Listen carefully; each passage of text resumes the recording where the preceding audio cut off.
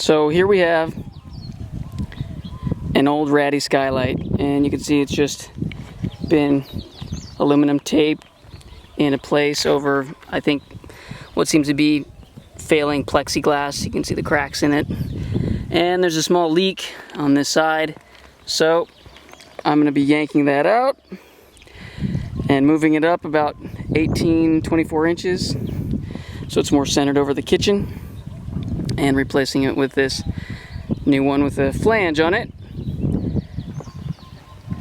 And it's also got tinted plastic and a couple layers there, so it should be more efficient and no more leaks. So got my tools up here and going to try to beat the rain.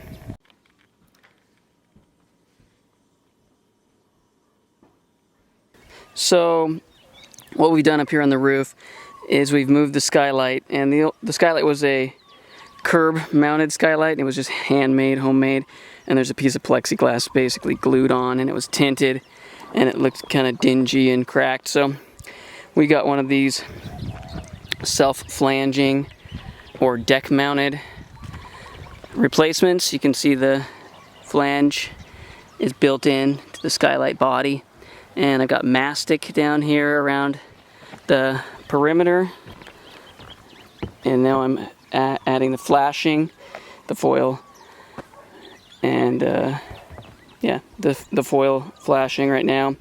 Start with the bottom, go up the sides, and then finish with the top. I actually moved the skylight a full probably 2.5 feet up the roof, which will give more light to the center of the room inside. The old skylight was just barely 6 inches from the edge of the wall, and it was in a poor position, so I had to replace this roofing section here, and we're about to get the roof put back together before it rains again. Alright, so an update on the roof project. We're getting roofing on now.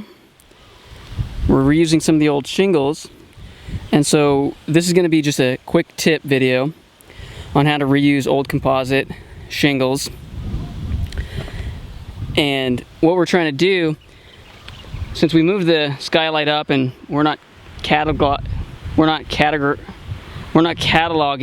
where each and every shingle went, if it was exactly the same roof replacement, shingle per shingle, we might be able to get it back together. That's kind of a lot of work. So there's going to be some waste here, especially since we moved the skylight up. And now the old cutout for the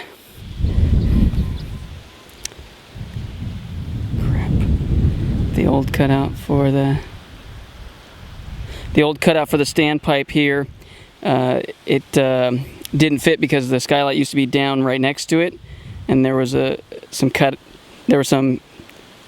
modifying to the old tile, so there's modifying to the old shingle, so I had to recut out a new shingle to go around the boot. So a tip is, when you are cutting out the shingle, you take your utility knife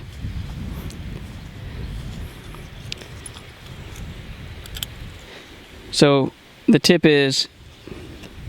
of the tips are, when you're cutting out a shingle and you're putting it in a spot where there's going to be a cutout, you want to flip it over and cut out from the back side. That way you're going to avoid all that grit and gravel. It's much more difficult to cut through this than it is to cut through the back side. So as long as you've measured right, it should work out. So there's one tip. The second tip is, when you're repositioning these shingles, you see right here where we've pried them off, some of the adhesive is up, it's raised up, and you see that?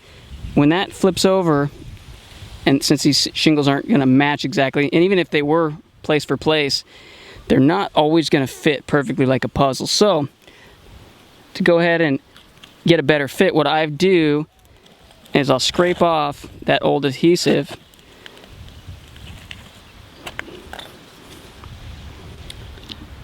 so what I do is I'll scrape off this old adhesive and smooth that surface out, so that when it goes on to the other shingle, it's not raised, because it's not always going to fall down into the recess where the old glue came out, and there is some glue that remains. It's risen, it's higher up. So if you don't want your shingles gapped, where one is high, and you're going to add adhesive,